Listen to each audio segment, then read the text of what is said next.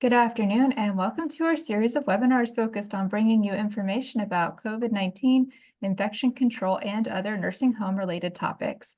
The information in these weekly webinars is geared toward long-term care and skilled nursing facilities, but we encourage everyone who's interested to attend.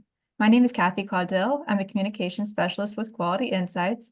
Today's webinar is The Power of Education in Prevention When Every Sip Counts. Everyone has entered the meeting on mute, but we will have a Q&A following the presentation. If you have questions or comments, please submit them using either the chat or the Q&A tool in your Zoom menu. We invite you to join us every Wednesday for more of our weekly webinars. Next week's topic is end-of-life care, palliative care, and more. If you're interested in joining, that will be the same time and place next Wednesday at 2 p.m. And now I'd like to introduce our guests today, Patty Austin and Jeannette Shrift. Patty Austin is a quality improvement specialist at Quality Insights. She has been working in the skilled nursing arena for the past 30 years, starting her career as a nursing assistant and leaving the front lines as director of nursing. Patty has been with Quality Insights since 2016. She considers it a privilege to be able to interact with so many different nursing facilities to help create lasting change within their communities. Jeannette Shrift is a registered nurse with a master's degree in nursing from Villanova University.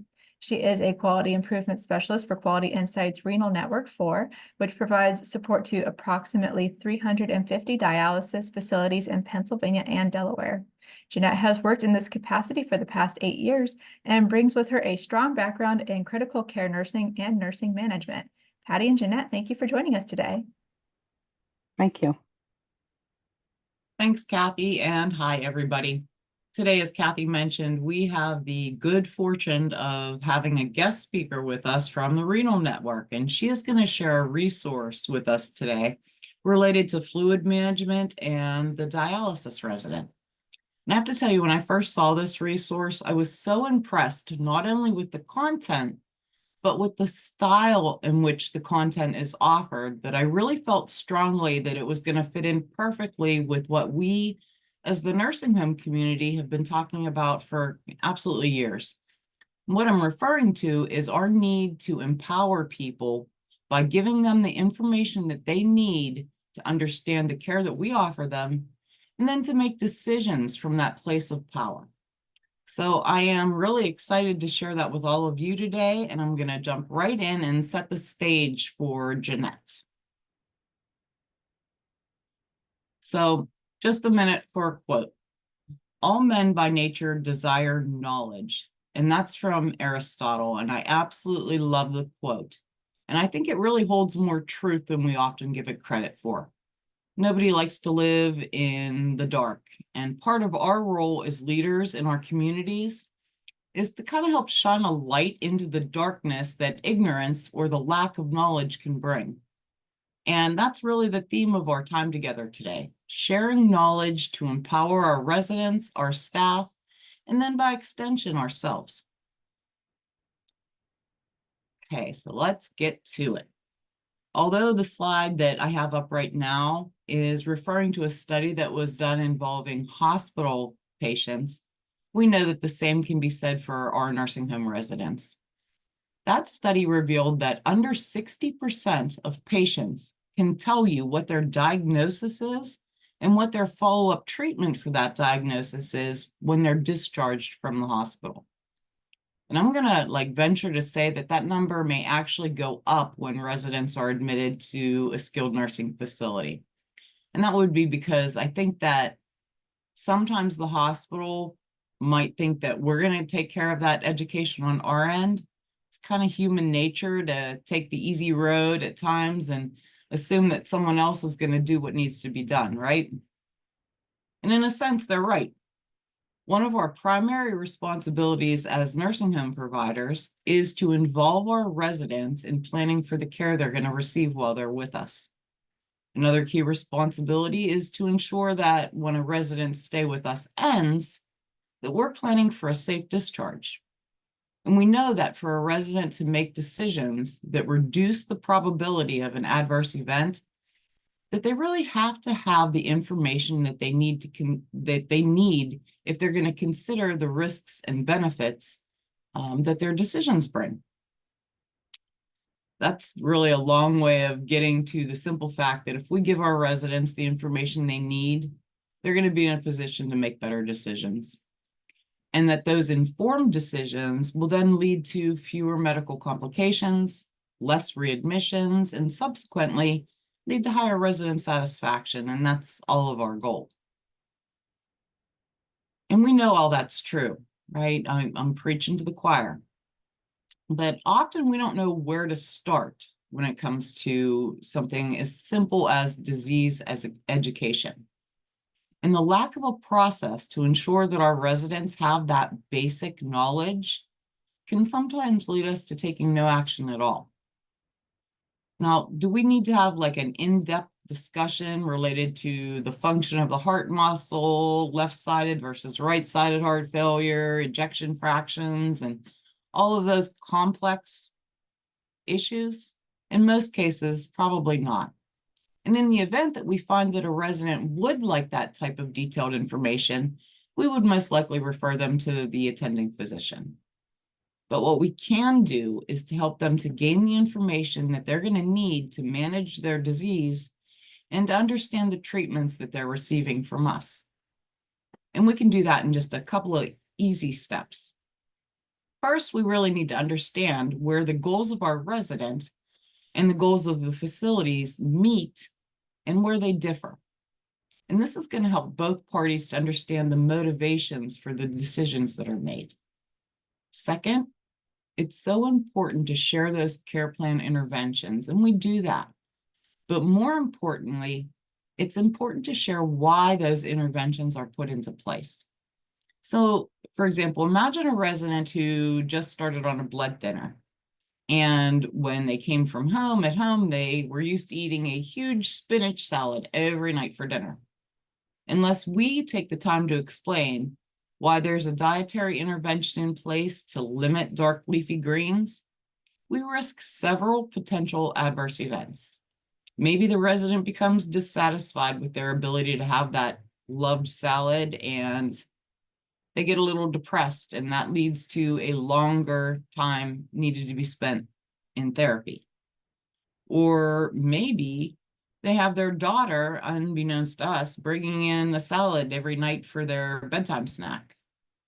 Or maybe neither one of those things happen. Therapy goes great, the resident goes back home and binges on all of those salads that she missed while she was with us, and that leads to a rehospitalization. All of those things might have been prevented by simply sharing that dark leafy greens contain high levels of vitamin K, and vitamin K can reduce the effectiveness of that newly started blood thinner.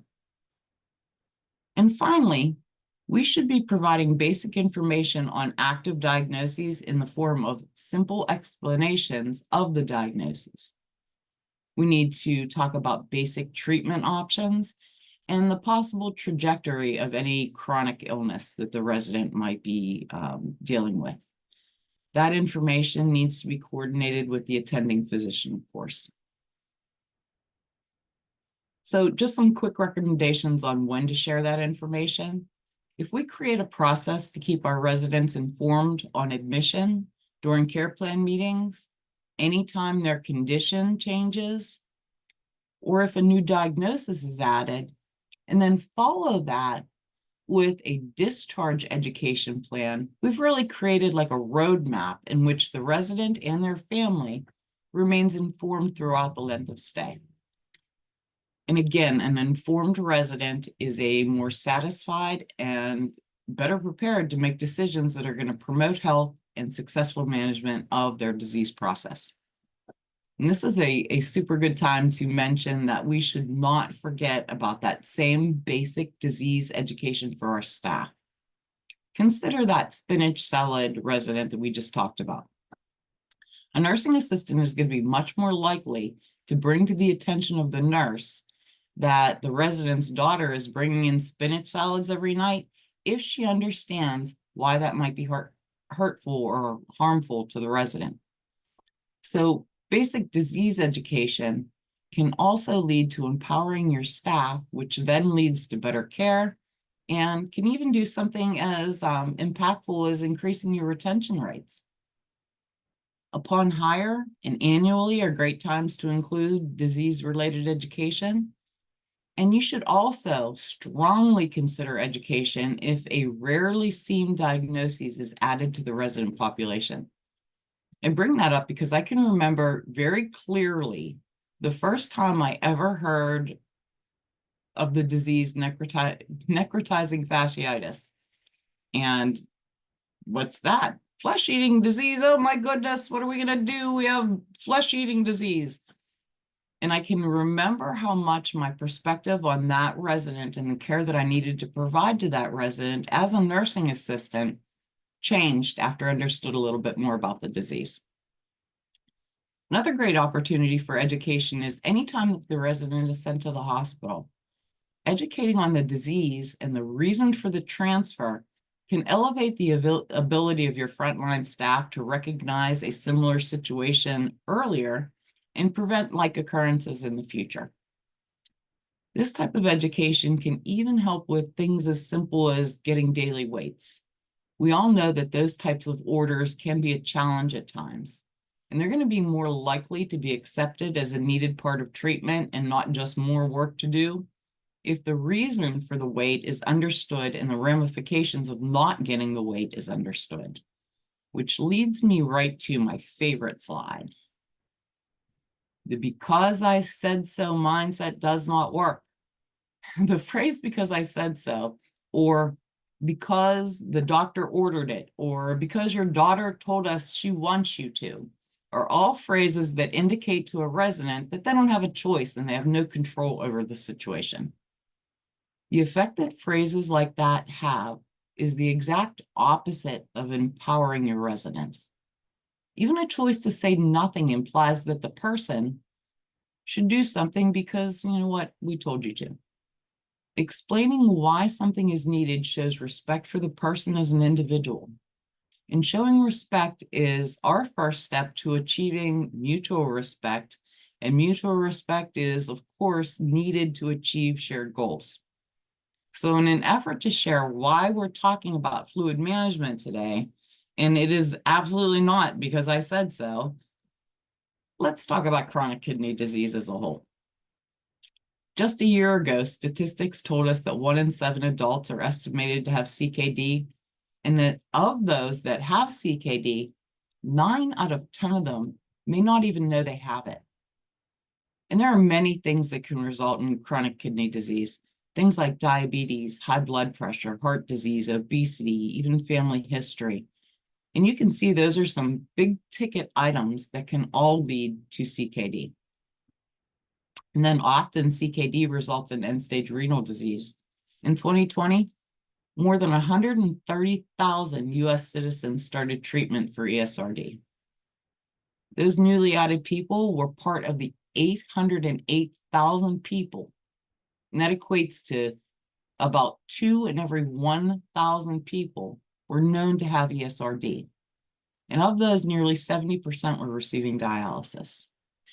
That's more than 565,000 Americans receiving dialysis in the year 2020. And I'm going to venture to guess that we have all had residents under our care who are receiving dialysis when they're admitted to us.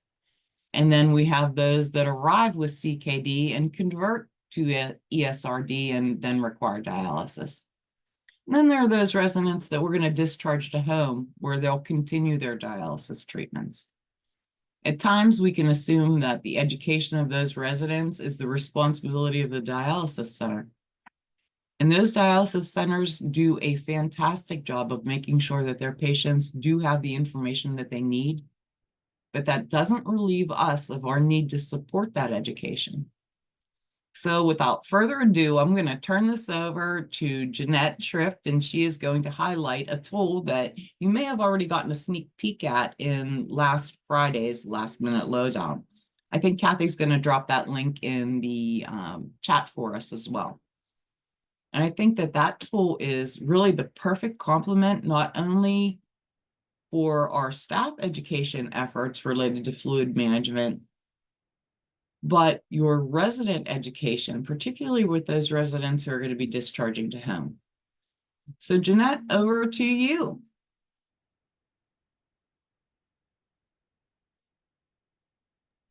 There we go. Thank you, Patty. I appreciate it. Good afternoon, everyone. I'm glad you could join us today. So we, as Patty said, we developed this fluid management every count drops booklet. It's an education and activity workbook for patients. Excuse me. It is available in both English and Spanish, and is available on our website. And Kathy's going to give you the downloads, links to the downloads as well during this presentation. Next slide. So Network 4, which is who I work for, that's the contract, showed that fluid overload is one of the top reasons for dialysis patients needing to be hospitalized or going to the emergency room. And over the past contract year, the network has received many requests for new patient resources. And so even though this is not a new topic, fluid overload is a huge issue for the dialysis patient. And, you know, everybody gets tired of looking at the same resources over and over again. And so something fresh to help to catch someone's eye and maybe will just impact them in a way that they might just change their behavior. Next slide. So this booklet was a result of the collaboration of 4 renal networks, 3, 4, and 5, which are all quality insights, and then our friends over at the Midwest Kidney Network who oversee Michigan, Minnesota, North Dakota, and South Dakota, and Wisconsin. So we've been working on this project for almost a year. It was born out of an idea from our Midwest Kidney Network teammate. She saw an activity workbook that was not exactly what we produced, but she thought it would be a good idea. It would be more interesting for the patients to read it and see it and participate in it because it's a workbook and not just patient education. We're very proud of the fact that it is a very low health literate document. We worked very hard to make it one because we want to meet our health equity goals and make sure that all people have equal opportunity to learn and understand. So when we show you the booklet, you'll see that it's a lot of pictures and it's not a lot of texts, and it's very eye-catching. The point, when you see the pictures, it makes the point about what the text is on the page. As I mentioned, it's an activity booklet because we have put in both a crossword puzzle and a matching game, and of course we included the answers for those who want to cheat. That's also in the booklet. So you know, our patients, we find, love activities because they're stuck sitting in a chair for 4 hours, 3 times a week. And sometimes it's a nice distraction and it's a good opportunity to have a learning opportunity then. And they happen to like crossword puzzles and they like word finds and they like matching games. So we selected a couple of activities that we know are popular with our patients. The other advantage to this workbook is that it can be used as a workbook or just as individual flyers. It is a 16-page document, which can be overwhelming and not appropriate to give to all patients. So you can pick out different topics and the social workers can hand out the topics that are important to the patient that she's working with or the resident that she's working with. And so they can use the contents of it, PRN. And I already mentioned, as before, it is both in English and in Spanish. Next slide.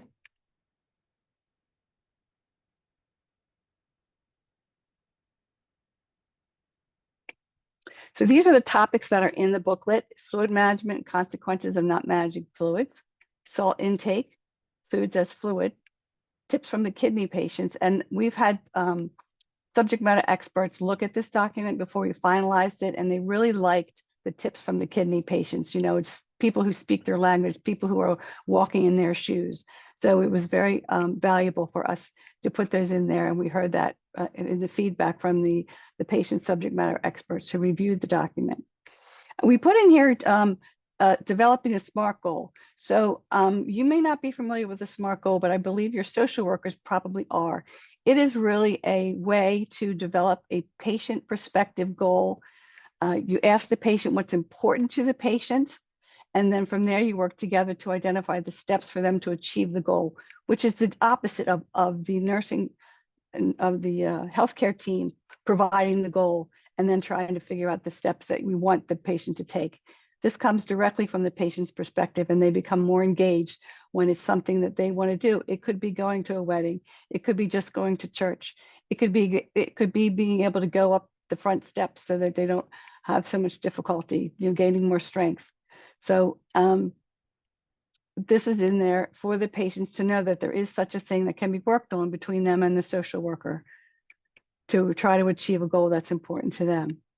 For people who like to track things, we have a success tracker in there and journaling pages for those who like to write their feelings about, the new process, how it may or may not be working, and then the matching game and crossword puzzle. So I'm going to show you the booklet page by page, just so you can get an idea of what it looks like. We won't spend too long on each page, but I would like to take the advantage of the fact that you're here and watching the Zoom screen. Next slide. So this talks about the fluid management. This is probably the most text-heavy page that we have, and we do have some anatomical cartoons, if you will, illustrations of the heart, of an enlarged heart and a normal heart. And you can see the person there holding their chest, that they're having chest pain, or maybe they can't breathe. Because having too much fluid in your body makes the person feel poorly. We hear from them directly that when people are fluid overloaded, they often describe it as feeling like they're drowning. Next slide. So here's some fluid management tips as well. Extra fluid can fill up your lungs, so you can't breathe so easily. It can cause edema of your extremities, and it often can make people feel sick to their stomach, tired, and not think clearly. They get the brain fog from having this. So the third thing on this slide is a QR code. We also developed a very short 5-minute micro learn that anybody who is able to use a smartphone, if they just use the QR code, it will take them to this video. And it talks about the same topics that are in this document, but it's done in a video. So, we've tried to make the education fit different learning styles. Those who like to read, those who like to watch, and the puzzles that we put in there, we kind of call them the kinesthetic approach to learning. So we're happy that we were able to make this document applicable to different learning styles. Next slide, please.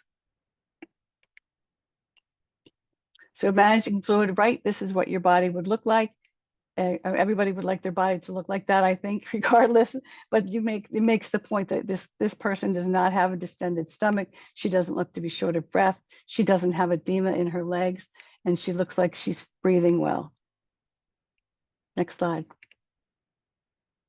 please. Thank you. And then when I was talking to you about they feel like they're drowning, we put the illustration here exactly of someone who is struggling in the water and calling out for help. And around it are the signs and symptoms of fluid overload. And you can have a cough with fluid overload as well. Some minor things such as headache, and we already talked about the edema. But sometimes it can just be the fatigue, like you just don't feel well enough to do your usual activities. Next slide, please.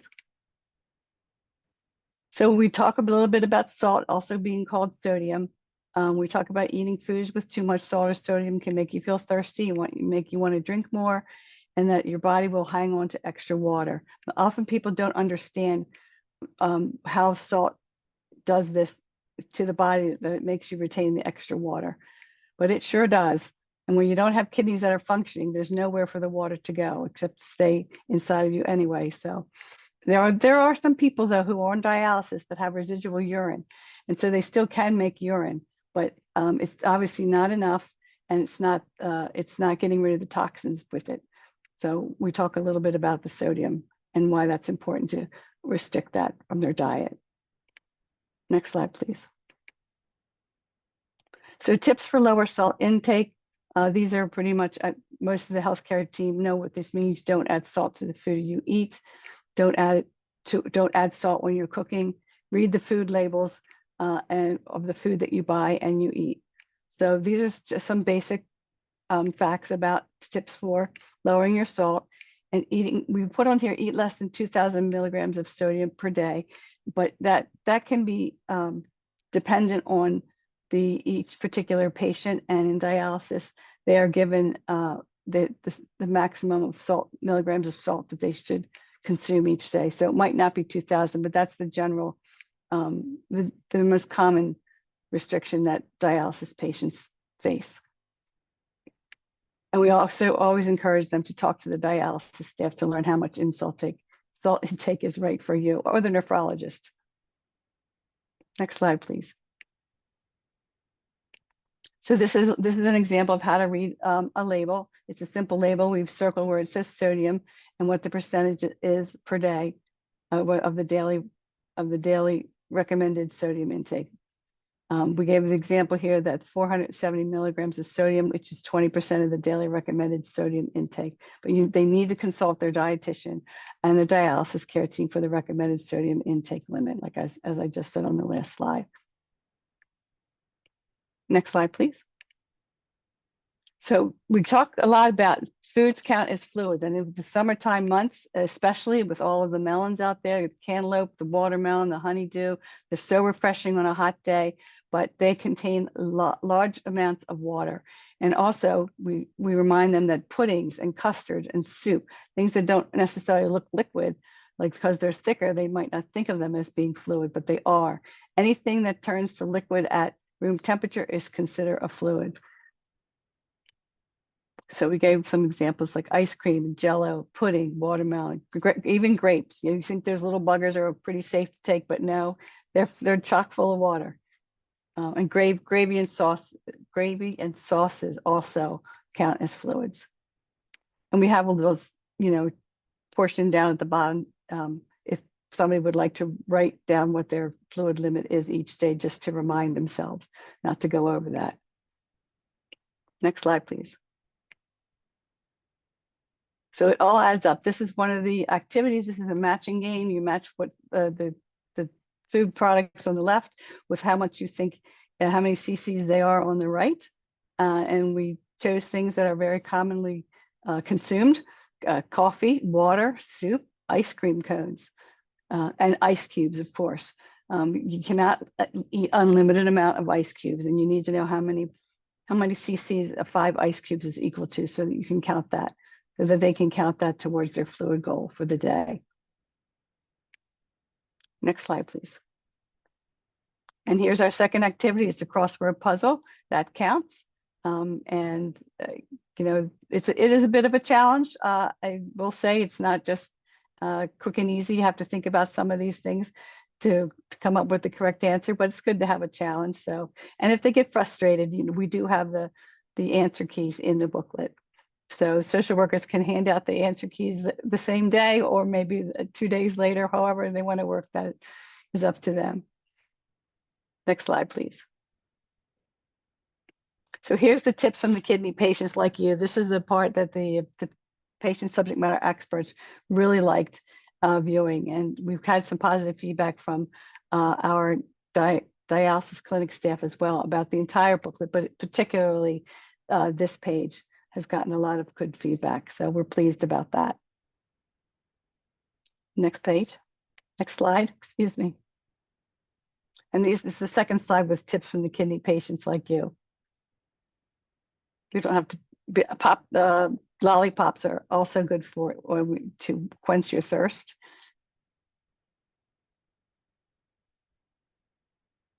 Okay, you can go to the next slide. And here's the SMART goal template. We're in the bottom, we're under where it says my goal is.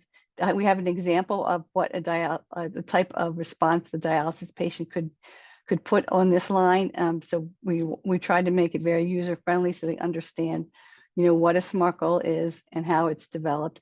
It has to be specific, measurable, attainable, relevant, and timely. And if you have all of those topics satisfied, then you will have an engaged patient in trying to achieve their goal.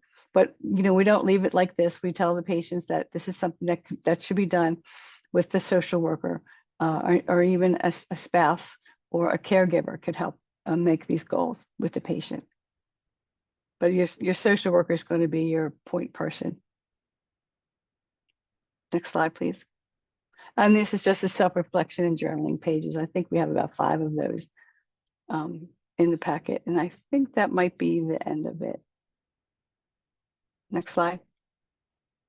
Oh, the answer keys, of course. No cheating, cover that up. No cheating, everybody. And then I'm going to throw it back to Patty, and thank you very much for your attention. Patty, you're on mute.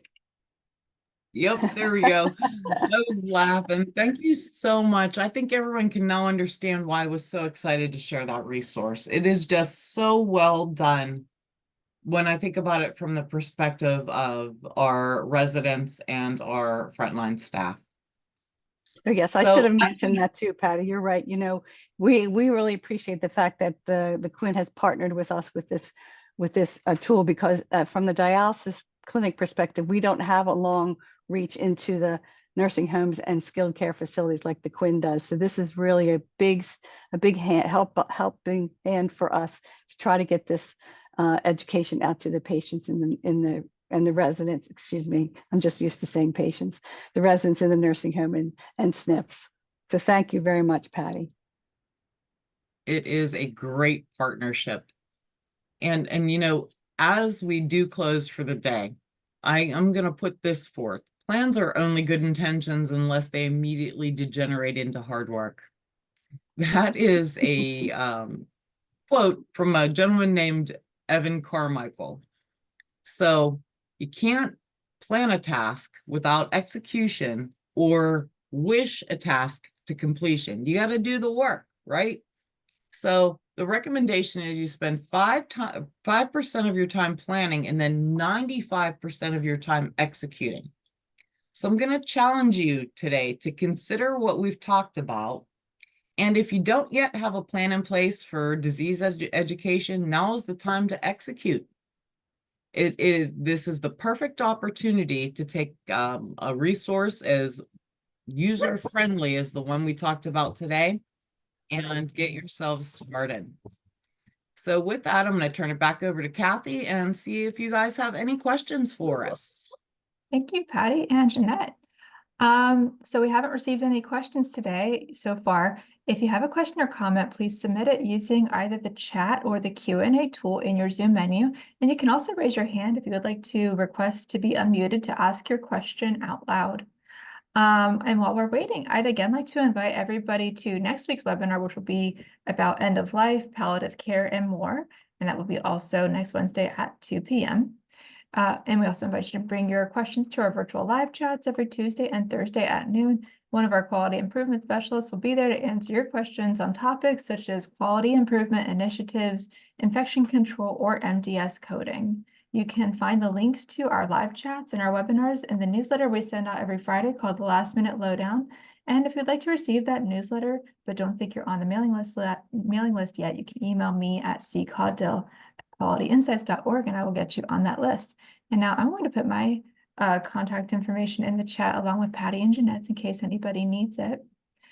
And then the links to the resources are also in the chat, and then I'll be emailing these to everybody later this week in case you can't download it at the moment, along with the recording and the presentation slides. And let's see, we don't have any other comments or questions so far. Patty and Jeanette, do you have anything you'd like to add before we close out for today? No, just a big thank you to all who've attended and the webinar. And if you do have any questions that come up later, there's my contact information. Please feel free to reach out to me. I'm happy to clarify anything and listen to your ideas. And I would like to extend a sincere thank you, Jeanette, for sharing your resources. I think they are going to be so valuable to our nursing home community. And again, we look forward to continuing this partnership. And to all of you that spent some time with us again this week, see you next week. And thanks as always for coming. All right, thank you, Patty, and thank you, Jeanette. Before we sign off, oh, looks like we got a message. She just said thank you. Thank you, Amy. Before we sign off, we'd like to ask everyone to please answer a short evaluation of today's webinar. It is anonymous and will show as a pop-up as soon as the webinar ends. So if you have a couple minutes to fill that out, we would appreciate it. Patty and Jeanette, I'd like to thank you both for joining us this week and for this presentation and sharing this tool with us. And I'd like to thank everybody for coming today, and we hope to see you again soon. Thank you.